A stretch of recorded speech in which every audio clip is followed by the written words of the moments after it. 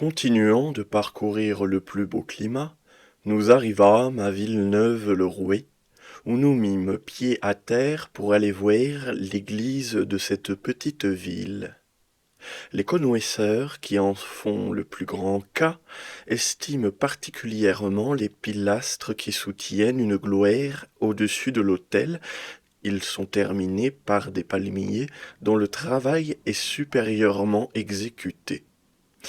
Villeneuve-le-Rouet a un pont sur l'Yonne, et comme il n'y avait rien d'ailleurs qui pût y attirer nos regards, nous en partîmes pour nous rendre à Sens. Cette ville archiépiscopale, sur le confluent de la Vanne et de l'Yonne, étouait autrefois du gouvernement de Bourgogne. Elle est comprise aujourd'hui dans celui de Champagne. Sens est une des plus anciennes villes du royaume. Le Sénonoué, dont elle est la capitale, eut des comtes sous la seconde race de nos roués jusqu'au roué Robert, qui s'en empara en 1005. Elle est grande sans être peuplée, et les ruisseaux qui y coulent pour la commodité des habitants la rendent extrêmement propre. La cathédrale présente un des beaux morceaux d'architecture qui soit en France. Elle est bâtie sur une grande place, et son portail, flanqué de deux grosses tours, est enrichi de beaucoup de figures. La nef est magnifique, quoique un peu écrasée, et la grille du chœur est superbe.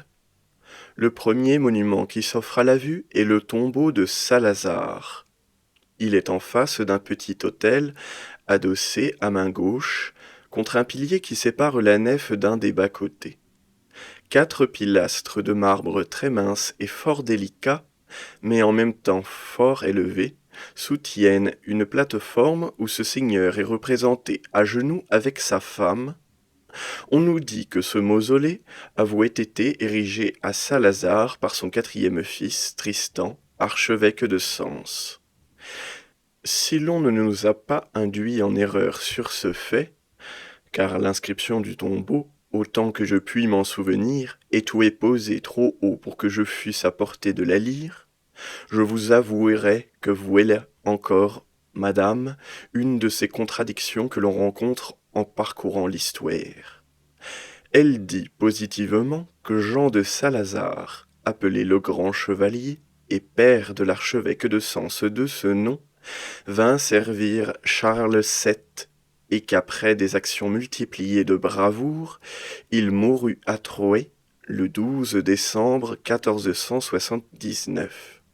Que son corps fut enterré dans l'église du prieuré de Maraîcher, près Méry-sur-Seine, et que l'on y vouait son tombeau de marbre avec sa statue armée de toutes pièces, au bas de laquelle est un dragon, ainsi que son épitaphe. Son fils Tristan avouait effectivement ordonné par des dispositions particulières, et pour ce qui le concernait, qu'après sa mort, son corps serait porté, comme il est d'usage, dans son église métropolitaine, mais que son cœur serait envoyé à Maraîcher pour y être déposé au pied des cendres de son père, ce qui confirme que Jean de Salazar y a été réellement inhumé. Peut-être, au reste, Tristan, étant monté sur le siège de Sens, aura voulu élever un second monument de tendresse filiale, ou bien en éterniser un à la mémoire de quelqu'un de ses frères, car je ne vois point d'autre manière de concilier le récit qui nous fut fait, et je ne trouve nulle part qu'il soit fait mention d'autres Salazar comme gens illustres et renommés qui se soient acquis une haute réputation dans la carrière des armes.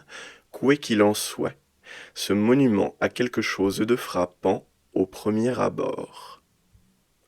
À quelque distance de cet endroit, on nous montra le lieu où fut marié, par Gautier, le rouet Saint-Louis, avec Marguerite de Provence en 1234. C'était une princesse d'une grande beauté, et qui avouait beaucoup d'esprit. Elle était remplie de vertu et de piété, et elle fut l'aînée de 4 filles qu'eut Raymond Béranger de Béatrix de Savoie, qui toutes quatre par la suite devinrent reines. Marguerite fut aussi couronnée à Sens. Elle eut très peu de part aux affaires du vivant de la reine sa belle-mère, en qui Saint-Louis avouait mis toute sa confiance. Elle n'en eut guère davantage sous le règne de son fils.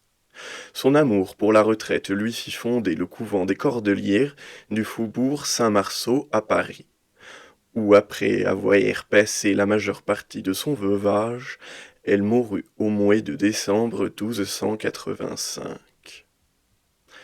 Le superbe mausolée travaillé par Coustou est destiné à découvrir la tombe de Monsieur le Dauphin et de Madame la Dauphine, n'étouée point encore finie, ni placée dans le cœur de l'église de Sens, que ces deux augustes époux avaient choisi pour le lieu de leur sépulture. Nous vîmes seulement, derrière la belle colonne en cuivre où était attaché le pupitre, une tombe de marbre blanc dont l'inscription renouvela dans nos cœurs la douleur qu'a ressentie la France en perdant ce couple illustre. La sagesse, la vertu, les qualités éminentes du cœur et de l'esprit, l'âme élevée et bienfaisante, voilà ce qui caractérisait éminemment le prince et la princesse. Et voilà aussi ce que le ciseau du sculpteur, pénétré de toutes ces vérités, a su si bien exprimer dans le monument qu'il a exécuté pour être porté à Sens, et que j'ai vu chez l'artiste à Paris. Les deux urnes qui couronnent ce triste hommage rendu à la piété, à la reconnaissance et à la douleur, représentent d'une manière infiniment touchante, par leur réunion, l'inaltérable amitié qui régnait entre les deux époux, et dont les nœuds indissolubles ne pouvaient être rompus que par la mort. Trois autres mausolées embellissent le chœur de la cathédrale de Sens et en forment, par la richesse du travail, une enceinte précieuse et auguste. Ce sont ceux du cardinal Duperron, du cardinal Duprat et de Tristan de Salazar. Le premier, qui est à côté de la porte latérale du côté de l'Évangile, est élevé sur 4 colonnes de marbre noir, au-dessus desquelles on vouait les figures en marbre blanc du cardinal Duperron et de son frère, qui est revêtu d'une chape. Jacques Davy Duperron, grand aumônier de France, cardinal, évêque d'Évreux et ensuite archevêque de Sens, est doué d'une ancienne maison de la basse Normandie, et naquit de parents protestants, le 25 novembre 1556. Julien Davy Duperron, son père, se consacra tout entier à son éducation. Il est doué très savant, et il voulut apprendre lui-même à son fils la langue latine et les mathématiques. Le jeune Duperron fit sous un tel maître les progrès les plus rapides. Il étudia avec ardeur le grec et l'hébreu.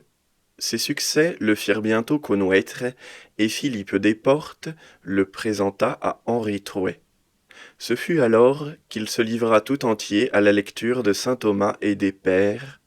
Les grandes lumières qu'il y puisa lui ouvrirent les yeux et lui firent abjurer ses erreurs. Ayant ensuite embrassé l'état ecclésiastique, il eut des conférences avec les ministres de la Réforme, où il les confondit par la force de son génie et par l'étendue de ses connaissances. La plus fameuse de ces conférences est celle où une victoire complète fut le résultat de l'entretien qu'il eut à Fontainebleau avec Duplessis-Mornay contre le livre duquel il nous a laissé un traité de l'Eucharistie. Devenu un homme puissant en parole et en œuvre, Duperron acheva la réconciliation de Henri IV avec le Saint-Siège, entreprise dans laquelle avaient échoué avant lui plusieurs personnes de la première qualité.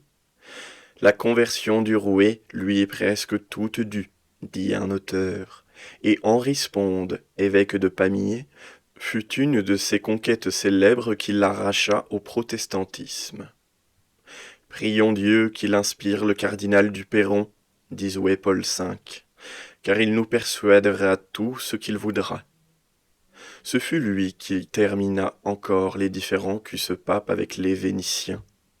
Après avoir parcouru une glorieuse carrière, du Perron mourut à Paris le 5 septembre 1618, âgé de 63 ans. Il laissa plusieurs savants écrits. David du Perron, son frère, fut archevêque de Sens après lui, et mourut le 24 octobre 1621. À main gauche du sanctuaire, et à côté de l'autel, on trouve le second mausolée, qui est celui d'Antoine Duprat, chancelier, cardinal et archevêque d'une église où il n'entra jamais qu'après sa mort.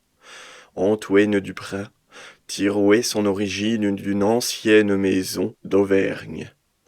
Après avoir occupé successivement plusieurs des premières places de la magistrature, il fut fait maître des requêtes par Louis XII, qui le fit, en cette qualité, présider aux États de Languedoc en 1506. Après avoir occupé quelque temps la charge de premier président au Parlement de Paris, François Ier le nomma chancelier en 1515 et lui donna les sceaux qu'il avouait confier à Étienne Poncher, évêque de Paris. Il suivit le rouet dans le courant de la même année, et il assista avec lui à la conférence qu'il eut avec Léon X à Boulogne, où fut abolie la pragmatique sanction, et où l'on proposa le concordat. Duprat, ayant perdu sa femme, Françoise Vény, fille de Michel, seigneur d'Arbouze, entra dans l'état ecclésiastique et devint successivement évêque de Meaux, d'Albi, de Valence, de Die, de Gap, archevêque de Sens et abbé de Fleury. Clément VII lui envoya le chapeau de cardinal et 3 ans après, étant légat à Latéré, en France, il couronna la reine Éléonore d'Autriche. On a accusé cette éminence d'avoir voulu se faire élire pape après la mort de Clément VII. Lorenzo Capelloni met ce fait en avant et ajoute que Duprat se proposa lui-même au rouet, lui promettant de contribuer jusqu'à 400 000 écus, que retint toujours à bon compte ce prince en se moquant de lui. C'est, je crois, contre toute vraisemblance que Lorenzo avance cette anecdote, car 2 jours après la mort de Clément, Paul III fut élu pape et Duprat, d'ailleurs, était déjà dans un état d'infirmité qui s'opposait à toute vue d'ambition. Il était devenu d'une grosseur si prodigieuse qu'on fut, dit-on, obligé d'échancrer sa table. C'est ce qui fit que ce cardinal, se voyant malade et valétudinaire, s'était fait porter à son château de Nantouillet, où il mourut le 9 juillet 1535, âgé de 72 ans, d'une phthiriasis, ou maladie de poux, tourmenté des plus affreux remords, et emportant avec lui la haine et l'exécration publique. Dans un des bas-reliefs qui ornent son tombeau, et qui sont autant de chefs-d'œuvre, il est représenté entrant mort à cheval dans l'église, ce qui nous parut une idée assez extraordinaire. Il eut un fils évêque de Clermont en Auvergne, qui fut nommé en 1528, et qui ne prit possession qu'en 1535. Il fut un des pères du Concile de Trente sous le pontificat de Paul III, et il fonda pour les jésuites les collèges de Billon, de Mauriac et celui de Clermont à Paris. Il mourut en 1560, à l'âge de 53 ans, dans son château, près duquel il avouait aussi fonder un couvent de minimes à Beauregard en Auvergne. Le 3e mausolée est celui en marbre blanc de Tristan de Salazar, dont j'ai déjà eu l'honneur, madame, de vous parler. Ce tombeau, qui est derrière l'autel, est fort peu élevé. Tristan y est représenté couché et revêtu de ses habits pontificaux. Il gagna par son mérite l'estime et la confiance des rois Charles VII, Louis XI, Charles VIII et Louis XII. Il fut nommé évêque de Meaux, d'où il passa à l'archevêché de Sens, et on l'employa dans plusieurs négociations intéressantes, entre autres dans la première confédération que firent les Suisses en 1480 avec la France, par laquelle ils s'obligèrent de combattre sous ses drapeaux. Il suivit Louis XII en Italie, où on le voyait armé de toutes pièces. C'est lui qui a fait bâtir à Paris l'hôtel de Sens. Il eut pour mère Marguerite de la Trémouille, dame de Saint-Fargeau, et fille naturelle de Georges de la Trémouille, grand chambellan de France. Il mourut à Sens le 11 février 1518. L'autel de cette église est surmonté d'un baldaquin carré que soutiennent les 4 magnifiques colonnes de marbre qu'on voyait autrefois dans la place des Victoires.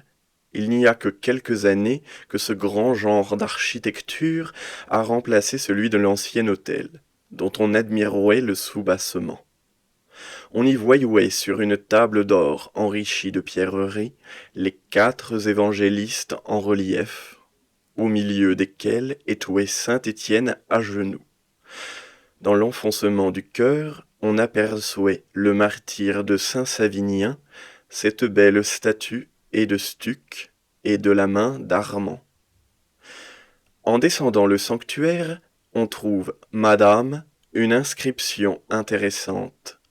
C'est celle qui constate l'époque 1622 où se fit l'érection de l'évêché de Paris en archevêché et où il cessa d'être suffragant de celui de Sens. Je ne vous détaillerai pas les richesses multipliées du trésor. Une des plus précieuses est la croix au milieu de laquelle est un cercle où l'on expose la sainte hostie à l'adoration des fidèles. Le travail en est simple, mais l'idée en est grande. Ce trésor renferme d'ailleurs des morceaux rares. Les héritiers de M. de Muy, qui est enterré au pied de la grande grille du chœur, ont fait déposer son bâton de maréchal de France dans une des armoires. Les chanoines sont revêtus, les jours de solennité, d'une robe rouge. On a presque toujours vu à leur tête des pontifes de la plus haute naissance et souvent d'un mérite distingué.